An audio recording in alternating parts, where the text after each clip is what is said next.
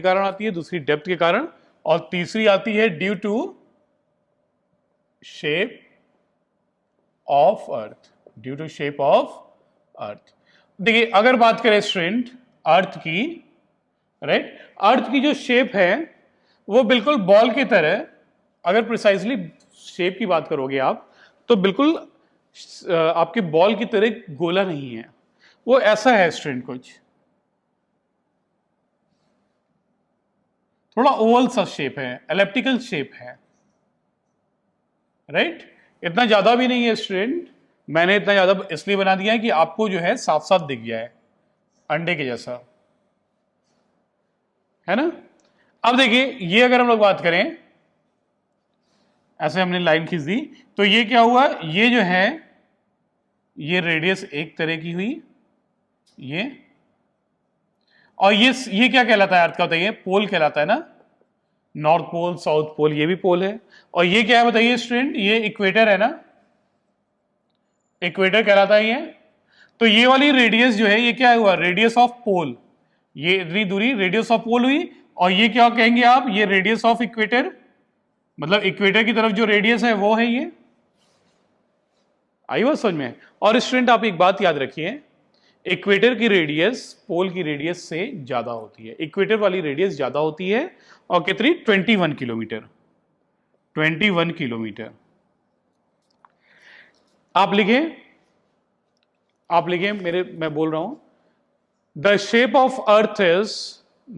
Of earth is not a perfect sphere, is not a perfect sphere, but it is somewhat oval in shape. Earth is flattened, Earth is flattened at the pole, and bulges out at equator,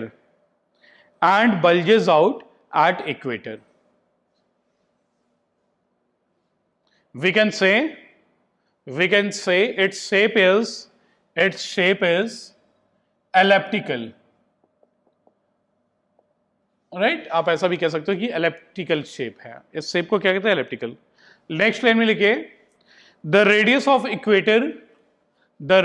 equator is greater by 21 kilometer,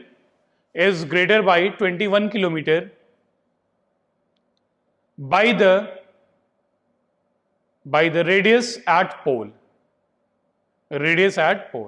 तो जो पोल की radius है और जो equator की radius है, इसमें ज्यादा कौन सी है, इक्वेटर की रेडियस ज्यादा है।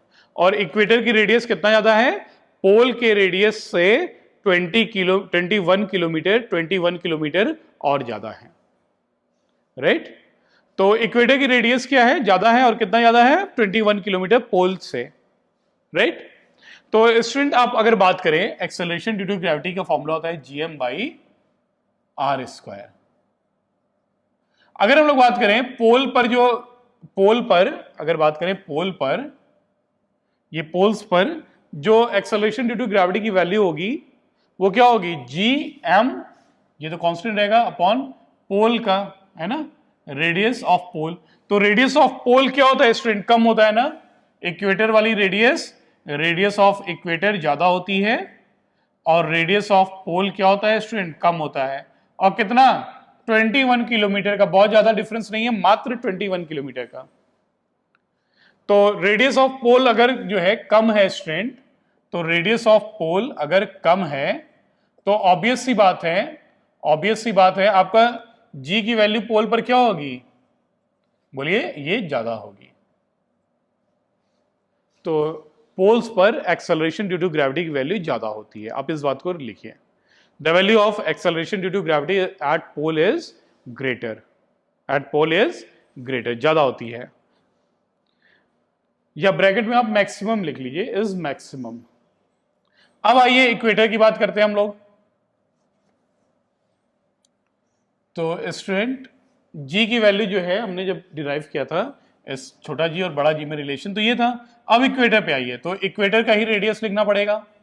इक्वेटर का रेडियस अगर ज्यादा है तो x, ये इसकी वैल्यू क्या आएगी, कम आएगी ना। अगर ये ज्यादा होगा डिनोमिनेटर तो ये कम होगा। तो सिंस आप लिख सकते हैं since radius of equator is greater, therefore acceleration due to gravity at equator will be less, या मिनिमम आप लिख लें, मिनिमम। तो अर्थ के शेप के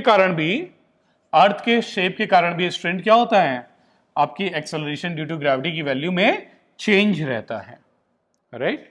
और मैक्सिमम कहां पर है, तो पोल्स पर मैक्सिमम होती है एक्सेलरेशन ड्यू टू ग्रेविटी की वैल्यू, और इक्वेटर्स पे जो है मिनिमम होती है।